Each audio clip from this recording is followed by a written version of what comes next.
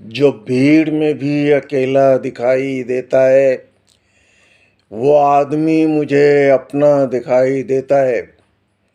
اس شہر میں ہم نے بس اتنے بڑے ہجوم میں 1.5 کروڑ کی آبادی میں بس ایک ہی فرد کو ہم نے دیکھا جو ہم دم متحرک ہے، رواں دواں ہے۔ سارے شہریوں کا غم اس ایک دبلے پتلے آدمی نے اپنے جسم میں اتار لیا ہے۔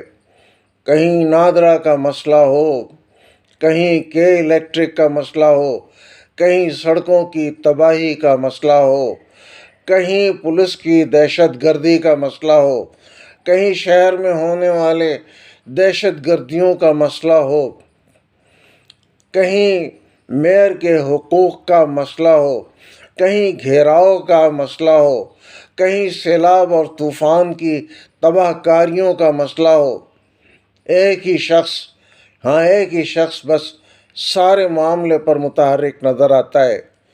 وہ شخص جس نے اپنے پیچھے کراچی کے لوگوں کو دیوانہ بنا رکھا ہے اور بے شمار کارکن رضاکارانہ طور پر اس کے ساتھ آگے پیچھے اور دائیں بائیں چلنے کو ہمدم تیار رہتے ہیں، جس کی آواز میں اعتماد ہے، جس کی آواز میں گھن گرج ہے، جس کی آواز میں درد اور کسک ہے، جو چاہتا ہے کہ کراچی دنیا کا ایک خوبصورت شہر بن کے اٹھے۔ اس شخص کا نام حافظ نعیم الرحمن ہے، اور اسی لیے میں کہتا ہوں کہ جو بھیڑ میں بھی اکیلا دکھائی دیتا ہے وہ آدمی مجھے اپنا دکھائی دیتا ہے۔ یہ امیر شہر ہے، یہ شہر یار ہے، یہ لوگوں کا دوست ہے، اس کے چہرے پر مسکراہٹ رہتی ہے، یہ لوگوں کے اندر گھلتا ملتا ہے، لوگ اسے اپنا آدمی سمجھتے ہیں۔ نہیں سمجھ میں آتا کہ اتنی جدوجہد، اتنی بھاگ دوڑ، اتنی تگا دو کے بعد یہ اپنے بچوں کے لیے کیسے وقت نکالتا ہوگا، یہ اپنے گھر بار کے لیے کیسے وقت نکالتا ہوگا، یہ کس وقت سوتا ہوگا اور کس وقت اٹھتا ہوگا۔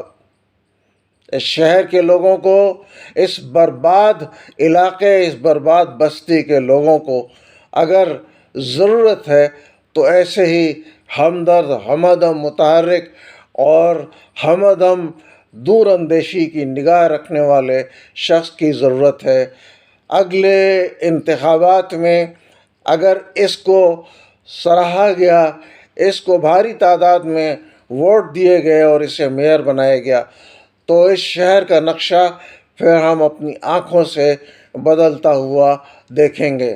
پھر یہ دوسرا نعمت اللہ خان کراچی کو نصیب ہوگا۔ رضی الدین سید۔